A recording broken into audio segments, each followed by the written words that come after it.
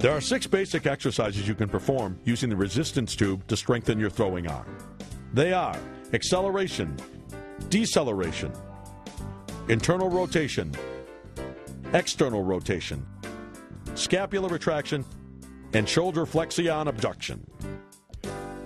The proper grip for all these exercises is a normal pitching or throwing grip as seen here. To perform these exercises outside, you must first clip one end of the resistance tube to a secured chain link fence. If using more than one resistance tube, clip them as close together as possible. Please remember not to extend the tubes beyond 2.5 times their length or 10 feet. It's important to always operate the Armstrong safely.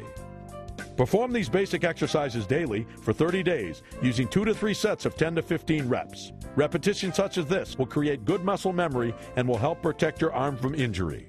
However, we recommend you consult with an athletic trainer or a therapist to build a program specific to your age and muscle development. The acceleration exercise will develop the muscles used for generating arm speed. First, clip the tube slightly higher than your own height. Facing away from the fence, start with your arm held up with a 90-degree bend in your elbow. Pull forward and downward as if throwing a ball forward. The tube should pull down over your shoulder as you pull down.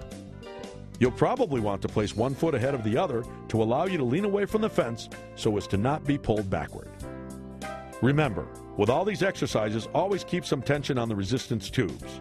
If the tube goes slack at the starting position, then move further away from the fence to create some tension. These exercises should be done with slow, deliberate movements. Do not jerk the tubes to overcome the resistance. The reverse motion should follow the same path as the forward motion. Keep control and don't let the resistance tubes alter your speed.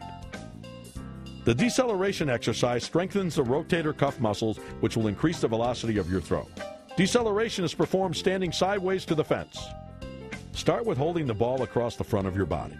With palm in, pull it backward, then upward, and then forward while keeping the ball above your head. Then do the reverse. Back, down, and across. Repeat this movement over a number of repetitions, making the letter C. It's important to keep a good posture, a deliberate pace, and stay in control as the ball is pulled back by the resistance tube. The internal rotation and external rotation are 2 more exercises for strengthening the rotator cuff.